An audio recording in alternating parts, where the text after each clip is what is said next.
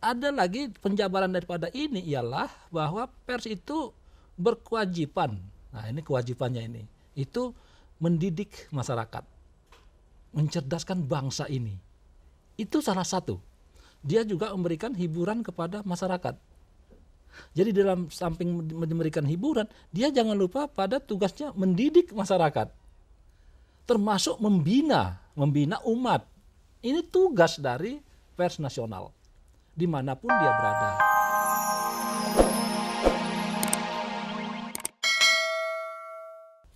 Pemirsa, Assalamualaikum warahmatullahi wabarakatuh.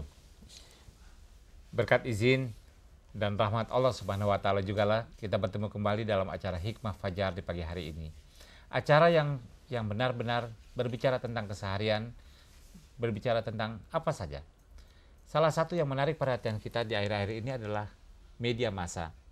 Media yang terkait dengan istilah yang sekarang sedang sangat naik daun, globalisasi.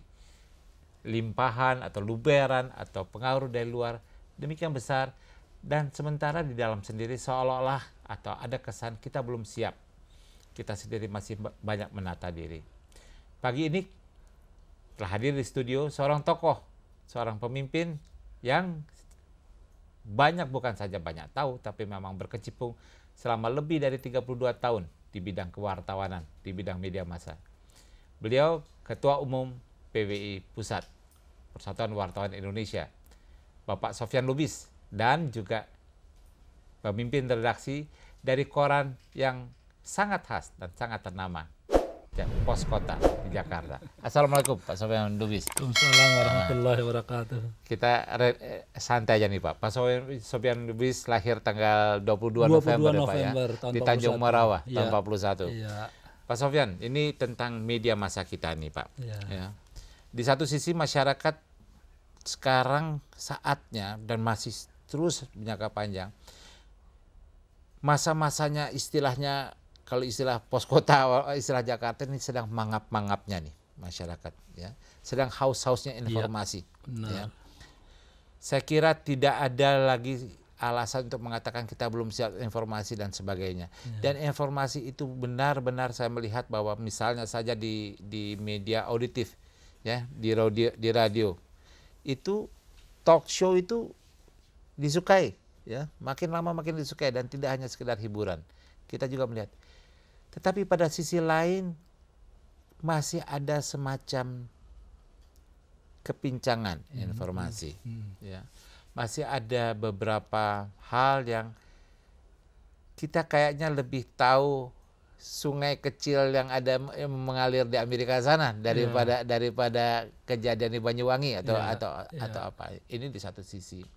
Di sisi lain juga ada semacam kecemasan beberapa media kita, tidak semua tentu saja, masih kurang mampu untuk mengembangkan dan berpartisipasi dengan masyarakat, bersama-sama menyongsong suatu hari depan yang makin banyak tantangannya, ya. Yang dibicarakan atau yang diekspos, istilah surat kabarnya masih berkisar sekitar tiras gitu ya, sekitar bagaimana meningkatkan tiras yang memang tidak salah gitu, tapi kadang-kadang caranya. Jadi pertanyaan kami singkat aja nih Pak, apa sebetulnya sumbangan media massa yang terutama yang ingin diberikan kepada kami, masyarakat Indonesia, dalam menyongsong hari depan yang tidak mudah tetapi harus dihadapi? Ya, saya kira kita ini ya masing-masing punya tugas ya, punya tugas dan peranan di dalam membangun bangsa ini. Kalau kami di media massa punya tugas dan peranan yang tentu disesuaikan dengan keadaan kami. Nah, kalau kita lihat nanti kepada ketentuan yang ada, itu sudah ada jelas apa tugas dan peranan pers nasional. Undang-undang pokok pers. Ya, undang-undang pokok pers di GBHN sudah ada. Ya. Tapi saya mau ngambil yang gampang saja. Ya, Pak. Bahwa pers nasional itu tugasnya itu di samping menyebarkan informasi yang konstruktif, kemudian yang edukatif, kemudian juga menyalurkan aspirasi masyarakat, juga melakukan kontrol sosial, itu sudah kita tahu semuanya. Tapi ada lagi penjabaran daripada ini ialah bahwa pers itu berkewajiban. Nah, ini kewajibannya ini. itu mendidik masyarakat, mencerdaskan bangsa ini. Itu salah satu. Dia juga memberikan hiburan kepada masyarakat. Jadi dalam samping memberikan hiburan, dia jangan lupa pada tugasnya mendidik masyarakat. Termasuk membina umat. Ini tugas dari pers nasional. Dimanapun dia berada. Asal dia menamakan diri media massa, tugasnya jangan lupa itu. Mendidik, mencerdaskan bangsa ini, termasuk membina umat. Nah, karena itu kalau nanti kita mau lihat pada ketentuan-ketentuan yang ada ya, kalau kami pers nasional, kita punya kode etik jurnalistik. Di pasal 1 saja, kode etik jurnalistik mengenai kepribadian wartawan, itu disebutkan bahwa wartawan Indonesia adalah warga negara Indonesia yang mempunyai kepribadian A, bertakwa kepada Tuhan yang Maha Esa. Ini saya pikir kalau sudah bertakwa kepada Tuhan yang Maha Esa ini kan sudah lengkap gitu sebenarnya. Kalau kita mau menghayati benar-benar tentang takwa ini. Takwa ini apa ini?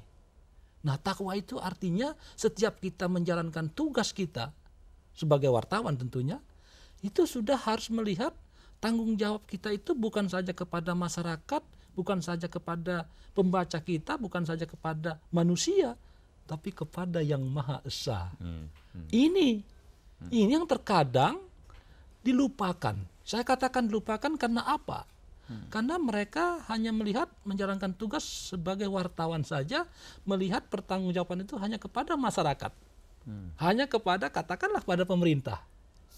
Tidak melihat bahwa tanggung jawab yang utama ialah kepada Tuhan yang Maha Esa, Allah Subhanahu wa Ta'ala. Jadi artinya apa? Seharusnya wartawan itu begitu dia bekerja, menjalankan tugas kewartawanan, ingat loh, tanggung jawabnya itu bukan pada manusia saja, kepada Tuhan yang Maha Esa, dituntut nanti. Itu dituntut. Apakah dengan tulisan ini kau telah mendidik bangsa ini, umat ini, sudah membina umat ini, atau malah bikin rusak umat ini? Dan jangan lupa juga bahwa tugas wartawan itu sama sebenarnya dengan pendakwah-pendakwah, juru dakwah yang ada. Artinya menegakkan kebenaran. Amar ma'ruf nahi mungkarnya itu ada. Nah, ini yang kita tegakkan dengan kepribadian wartawan. Nah, ini yang saya barangkali ingin ingatkan kepada rekan-rekan wartawan sekarang. Kita koreksi diri kita. Apakah kita sudah melaksanakan ini? Bertakwa kepada Tuhan yang Maha Esa. Dan ini penjabarannya luas. Artinya apa? Kita itu tidak dibenarkan menyiarkan berita fitnah. Nah, itu di kode etik ada. Dan juga Al-Quran juga mengingatkan kan, al-fitnatu. Artinya fitnah itu lebih kejam dari pembunuhan. Al-fitnatu asyaddu minal qatli. Kan begitu kan? Nah, ini kenapa? Setiap yang kita buat, wartawan yang tulis, apakah disiarkan atau diberitakan, itu sama saja ya. Kalau itu sudah membuat satu keonaran, membuat sesuatu tidak berjalan pada ketentuan yang ada, tanggung jawab. Tapi Pak Sofyan, sebelum tanggung jawab ke Allah Subhanahu wa Ta'ala, yang akan minta maaf, ini tanggung jawab horizontal dulu nih, sebagai wartawan. Kita lihat bahwa seringkali dengan tidak bermaksud untuk mengungkapkan kasus per kasus, tapi beberapa contoh menunjukkan interpretasi sebagai tanggung jawab kepada Allah Subhanahu wa Ta'ala, kepada bertakwa kepada Tuhan yang Maha Esa itu. Kok kayaknya terlalu pluri-interpretable sih, bahwa ditafsirkan secara berbeda-beda antara satu dan lain masih oke. Tapi kayaknya terlalu spread gitu Pak, terlalu meluas gitu antara mengatakan, loh saya hanya mengungkapkan kebenaran gitu atau saya justru karena Anda sih nggak ada. Beberapa kasus yang baru lalu, yang sekarang ini, kalau saya boleh mewakili masyarakat pembacanya, agak terlalaikan nih Pak. Mengapa kira-kira ini Pak? Nah, ini dia. Kalau kita sudah nanti berbicara masalah penjabaran tadi memang kalau menurut aturannya begitu. Ya. Ya, kepribadian Idealnya wartawan begitu ya. bertakwa kepada Tuhan Yang Maha Esa. Nah, sekarang kita kembali kepada manusia. Kita ini manusia. Ya. Manusia adalah manusia yang doif ya, Ya. lemah, Ya. lemah. Nah. Karena itu kita juga ada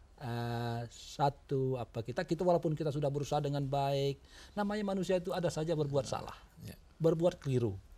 Karena itu nanti di dalam ketentuan-ketentuan kode etik juga nanti ada namanya hak jawab.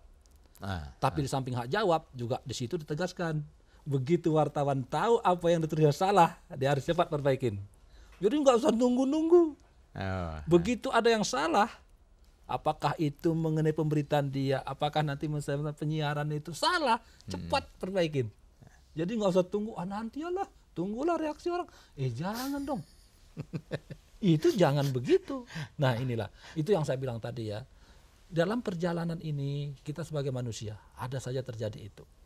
Tapi, nah ini yang saya bilang tadi, kita ini harus mempunyai satu keyakinan, begitu kita membuat berita, apapun namanya, kita yakin itu benar. Itu dulu. Kita yakin itu benar. Karena apa? Karena kita nanti akan dituntut untuk mempertanggungjawabkan ini. Ya, ya. Ini. Jadi harus diingat itu. Kalau misalnya salah nanti cepat perbaikin. Cepat perbaikin, jangan tunggu nanti. Dan sama sekali nggak ada ruginya gitu ya? Tidak ada ruginya. Untuk memperbaiki. Tidak ada. Nggak ada yang kehilangan muka dan sebagainya. Tidak, saya kira tidak. Itu wajar sebagai manusia. Ya, ya. Tapi jangan nanti, nantilah tunggu ini. Nah, Tapi toh nanti nggak kalau ada begitu- protes gitu ya? ini tunggu diprotes, jangan. Kita tahu sudah salah ya cepatlah diperbaikin. Ini yang saya ingatkan kepada kawan-kawan ya wartawan Indonesia. Cobalah kita periksa apakah kita sudah menjalankan itu. Ya. Kita ini semua orang beragama. Ya. Karena apa? Karena kalau tidak beragama nggak bisa jadi wartawan Indonesia. Itu jelas tertulis Iya. secara karena di A itu Pak. Iya, karena bertakwa kepada Tuhan Yang Maha Esa. Karena itu dia punya agama. Kalau dia nggak punya agama, nggak bisa jadi wartawan Indonesia.